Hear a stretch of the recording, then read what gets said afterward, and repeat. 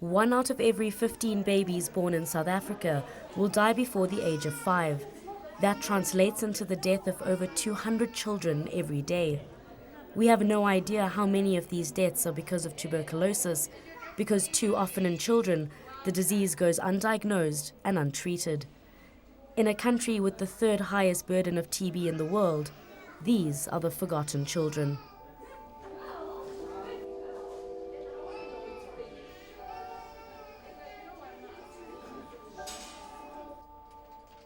Three years ago, BONKE was diagnosed with tuberculosis, and he's been battling with the disease ever since. TB, what it doing inside your body? In your lungs, you feel, you take a space in your lungs. Sometimes you feel sick. Sometimes you coughing too much. All the time. Yes, you're scared when you're sick. Because not playing, not talking, you feel sick, you feel like vomit. Sometimes you feel like want to sleep.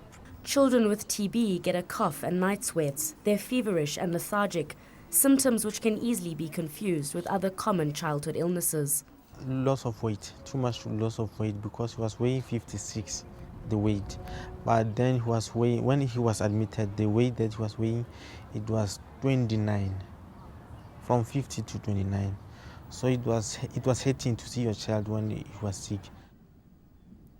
BONKE was on TB treatment for 2 years without getting better. Then doctors discovered that he had multi-drug resistant, or MDR TB. This is a strain of TB bacteria that's resistant to the run-of-the-mill drugs. So BONKE has been given a longer course of more toxic medication to cure it.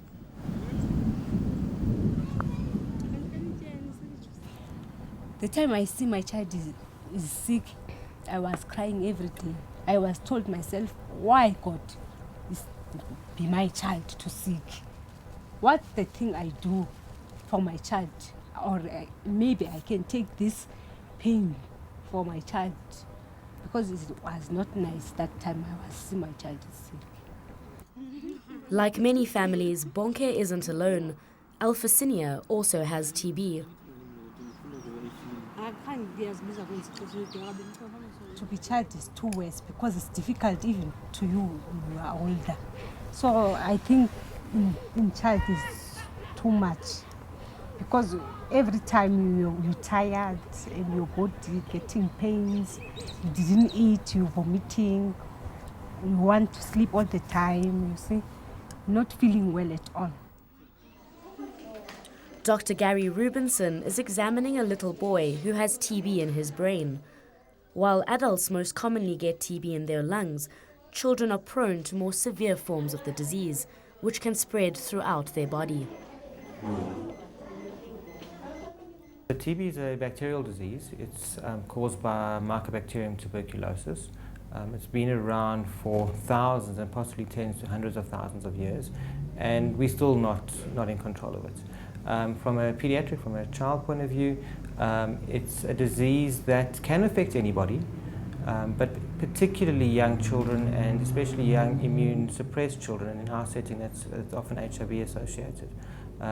Are most at risk for TB.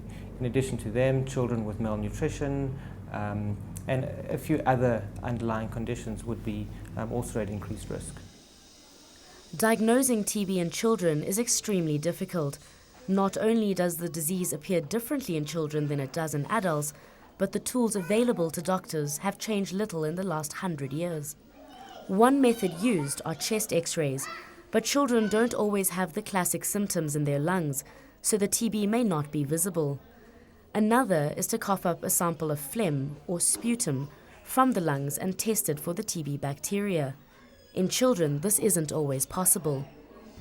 Children, particularly young children, if they do cough and if they do cough up sputum, will usually swallow that sputum. So it becomes much less accessible for the healthcare workers to get that sputum, to process it through the laboratory services. But these results aren't always reliable, because children have a form of TB where fewer of the bacteria show up in their lungs. Even if we are able to get sputum from them, the number of organisms in the sputa is much less. And so therefore becomes more difficult for the laboratory to detect those organisms. The choice of treatment depends on the strain of TB, but often this is a case of trial and error. Without any techniques designed specifically for children, diagnosis is left up to the doctors based on what they can see and the information they can gather from family history. Mum was saying the child is coughing a lot, child is losing weight, they're having night sweats, and often enough, you know, that's the first thing we want to query is TB, especially in like our community. TB is it spreads through the families as well. So like maybe the mom might have TB as well, somebody in the family, and you know, you're in a small environment, someone's coughing, the baby's going to pick it up because their immune system is not as good as ours just yet, so they pick it up quite easily. This 7-month-old baby shows symptoms of TB, but to confirm, he'll need to test her sputum. To do this, he has to stick a tube down her throat to try and get a sample from the fluids in her stomach. It isn't always successful. It's an uncomfortable procedure. I mean, if you thought about somebody putting a tube down your throat to try and get a sample out, it's quite uncomfortable. In South Africa, 500,000 people are infected with TB every year, thousands of whom are children. Despite being one of the top 10 causes of childhood deaths worldwide, little has been done to highlight the disease. So many are being diagnosed late, making treatment more complicated. Others die simply because it is never detected at all. Children were largely neglected in that they were not prioritized in TB control programs, since they were not responsible for transmitting the disease or maintaining disease within the community. So children have been carrying a large burden of disease that has been unrecognized.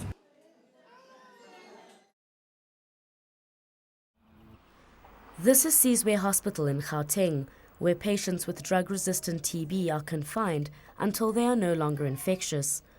A poor TB control program, coupled with the high burden of HIV, means that South Africa faces one of the worst rates of drug-resistant TB in the world.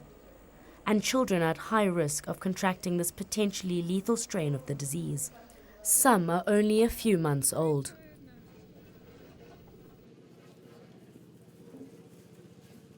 I think the biggest thing for us is that TB is not really only a medical illness. It becomes a very difficult social issue where kids are admitted in hospital. So it really does become quite a loss for the kids. They lose their families for a while, they lose their environment for quite a while. Drug-resistant TB is curable, but it requires expert medical care to oversee the long and complicated treatment. These children will remain here for at least 18 months. Their healthcare workers have to wear masks to protect themselves from being infected. For children who need to feel affection, this limited contact can be difficult. Also the stigma, I think, that's attached to TB, and I think especially to MDR TB, is huge. And their families and friends often are scared of them, or they don't want to come to visit, or they don't want to come close to them because they're scared of being infected. So I think that's also a very, very difficult issue to having to deal with. When MLUNGISI's son Luando was diagnosed with MDR TB last year, he was admitted to hospital. He's only 5 years old, and adjusting to his illness and treatment has been traumatic. I was very sad because Luando is very young and I always with Luando. So if you take him to hospital to stay there alone, you know, if you got TB, you must stay in a separate ward. You must stay away from other people. So I was very painful. When we were leaving, he started crying and he didn't want to stay there. And he didn't want to go to his bed. He was crying. That is why they gave it to us. They said, well, you must go to the nearest clinic. Luando's life depends on this treatment, and for 6 months he had to go to the clinic every day.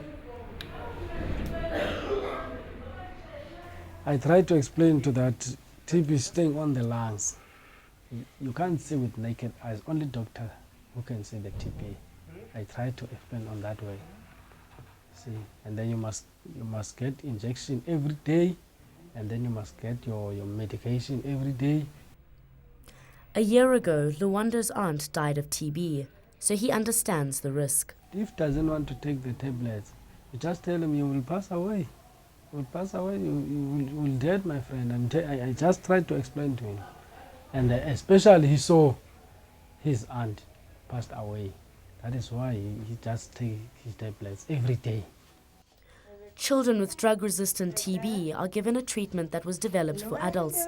These drugs are extremely toxic and can cause severe side effects, sometimes even permanent disability.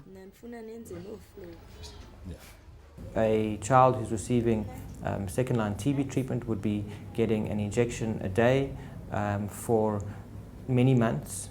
And yes, the important side effects include hearing loss, which may be reversible, but sometimes is not. It's trying to strike the right balance between giving drugs we know to be toxic, dealing with their side effects, but also making sure we treat TB the best way we possibly can. At this stage of his treatment, Luando isn't infectious to other people, so he's gone back to school. But MLUNGISI still keeps a close check in case he develops any of the side effects. Since he got TB, I like to look after him. Even after 1 month, I must go to his class and to find out he's very sensitive, and then he can hear very nice, he can see, you see. Otherwise, I have to tell his doctor, he can't hear, he can't see, you see. That is why I always come around on there. Children with drug-resistant TB sometimes have to take up to 15 tablets a day, and no medication is available which caters to their needs. Most of the second and third line agents that we use to treat drug-resistant TB, that's typically MDR or XDR TB, are not available in child-friendly formulations. And so we're kind of forced to use the existing available adult formulations the best way possible. In the last few years, however, developing new drugs to treat childhood TB has been given more attention. So there are a number of new TB drugs in the pipeline, and it is encouraging that people are starting to recognize the need of formulations specifically for pediatrics. And so we need to remember, whilst we're developing these new TB drugs, that at the same time we need to look at pediatrics as a very special population, needing their own formulation, needing specific drugs, not just of the new TB drugs, but also of previous TB drugs, which need to be reformulated. As the medicine does not come in syrup form, doctors are forced to estimate the doses of tablets for children. He's crushing the medication and mixing it with the liquid so it's easier to swallow. It tastes very, very, very, very bad. That is why I mix it with the what you call multivitamin. Then I give him some fruit after that because it tastes very, very bad. It's a lot of tablets, and Luando doesn't always react well to his medication. Sometimes he vomits, and this compromises the success of his treatment. Children are dying of TB even when on TB treatment because some of them don't actually respond to the TB treatment. And that kind of highlights the importance of new drugs. Children are most vulnerable because their diagnosis and recovery completely relies on other people. I try by all means to look after him. Does he take the tablets? Does he take the injection? Because I know his life is dependent on me. This is Diepsloot, a township on the outskirts of Johannesburg. Overcrowding and poor ventilation in shacks makes this a breeding ground for TB. Children living in these poor conditions are easy targets for the disease. Johannes, a single father of 2 boys, was diagnosed with TB last year. Within months, he had infected his youngest son, Sifiso. As Sifiso is changing. He don't want to eat. He's not playing like like another children, and then I think maybe he's sick because we sleep together in the one place, and he's coughing all night. He's coughing, he's sweating. TB in children is largely transmitted to them from adults they're in close contact with, typically their parents, but also other caregivers. This is the small room where they all sleep together, and probably where Sifiso contracted the disease from his father. It's cramped and has no windows, so when Johannes coughed, the bacteria was easily inhaled by his son. Johannes is also concerned about his older son. See, Thokozani is changing because he's coughing like Sifiso. I feel the pain because he's a kid. He's not like me. Me, I can handle because I'm old. TB has had a devastating effect on the entire family. Johannes has spent much of his meagre income making costly trips back and forth between clinics, and Sifiso has been too sick to go to school for months, and he's falling behind. They are vulnerable and they are reliant on caregivers to administer therapy to them, and both using HIV and TB as an example, their caregivers are often also unwell, and so that makes it even more difficult for them to administer therapy. And there's stigma attached to both of these diseases, unfortunately still, so that they may be reluctant to involve additional family members because that would reveal what disease either they or their child has. BUSI is a volunteer TB worker in Hammanskraal outside of Pretoria. The many patients under her care, often entire families, are reliant on her to oversee their treatment and help them recover.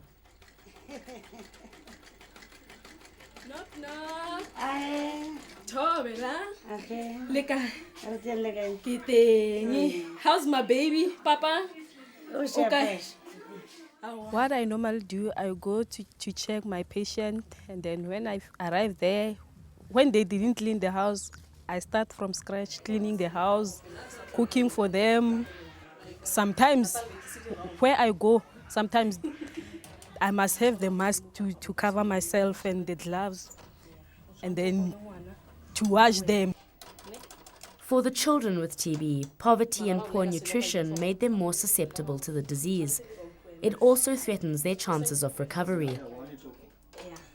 Sometimes when I go there, they don't have food. I must make a plan. Before they drink the medicine, I must give them food. If healthcare workers at clinics are not trained to spot the symptoms of TB, it's often confused with a common cold or flu. When that grand goes there to the clinic, she tells the nurses that the child is coughing, and then they give them the medicine for cough. Because they go to the clinic time and again, saying it's cough, but it's not. When I go there, check that the child is not eating, is sweating, is getting tired, so I encourage them to go test. BUSI's own child had TB a few years ago, so she's more sympathetic to the children she cares for. I blamed myself that why he has TB before I knew that TB is curable. Yeah, I was blaming myself. In this house, BUSI helps to look after a 2-year-old orphan whose mother died of MDR TB. She's also infected with the disease. Stigma is so severe, parents sometimes delay receiving treatment for their children out of fear of admitting they have TB. Sometimes they don't want to tell that there's someone who is sick in the house, you see. So you have to try hard to help that people in the house. They are hiding, that's why I'm saying sometimes it's not easy, because they are hiding. They are hiding that people are dying from this disease. Programs like BUSI's tackle TB at its source by informing communities about how the disease spreads and what the symptoms are. Until new drugs and diagnostic tools for children are easily available, prevention remains key to controlling the disease. Children, it's a shame on them, because they know nothing. they can't do anything, and if you don't take him or her to the clinic, he can't do it, because if I'm not there, who will help them?